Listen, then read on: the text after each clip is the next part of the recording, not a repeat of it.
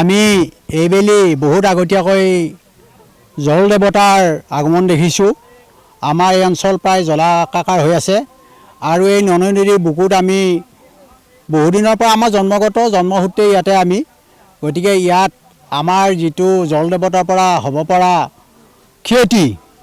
খেতি বাতি হওক, ঘৰ দুৱাৰ হওক, ৰাস্তা ঘাট হওক, তাৰ পৰা পৰিত্ৰাণ বিচাৰি আমি আজি এই জল দেৱতাৰ ওচৰত দিনজোৰা কাৰ্যসূচীৰে আমি এই অনুষ্ঠান পালন কৰিছোঁ।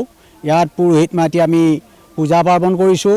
আইসকলে নাম প্ৰসংগ কৰিছে, আপোনালোকে ইয়াত দেখিছে কেমেৰাৰ সন্মুখত।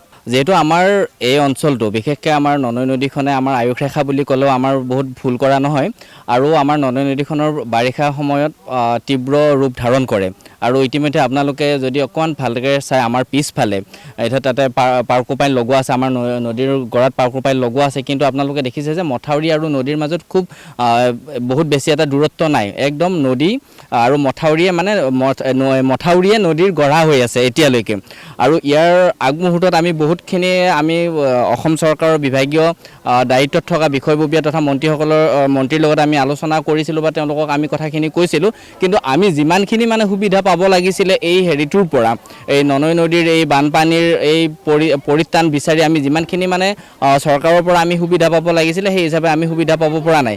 আৰু ইতিমধ্যে আপোনালোকে জানে যে ইয়াৰ 2-3 বছৰ আগতেও আমাৰ চেঙেলীয়াৰ অঞ্চলত কি হৈছে, পশ্চিম ফালৰ মথাউৰি 2-3 বাৰ ভাঙি ছিঙি গৈছে আৰু আমাৰ পূবফালৰ মথাউৰিটো আগতে 2-3 বাৰ ভাঙিছে, কিন্তু আমাৰ নদীৰ পাৰৰ আমি বাসিন্দা হিচাপে আমি এইটো কথাই ক'ব বিচাৰোঁ যে আমাক যাতে চৰকাৰে এতিয়াতকৈ আৰু বেছি উন্নত ধৰণৰ কিছু প্ৰযুক্তিগতভাৱে আমাক এই নদীৰ গৰাখহনীয়াটো ৰোধ কৰাৰ ক্ষেত্ৰত তেওঁলোকে কিছু সহায় সহযোগিতা আগবঢ়ায়।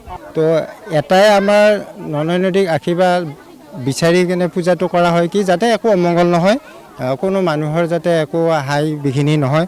কাৰণ কিয় ইয়াতে যদি বানপানী হয় তেতিয়াহ'লে চবচে ডাঙৰ কথাটো হ'ল আমাৰ ইয়াতে যাতায়াতৰ অসুবিধা, হয়তো আপোনালোকে দেখাই পাইছে, দেখি আহিছে। তো যাতায়াতৰ অসুবিধা, যাৰ ফলত নেকি ধৰক কিবা এটা অসুবিধা হোৱাৰ লগে লগে আমাৰ অহা যোৱাটোৰ কমিউনিকেশ্যনটো সম্পূৰ্ণভাৱে বন্ধ হৈ যায়।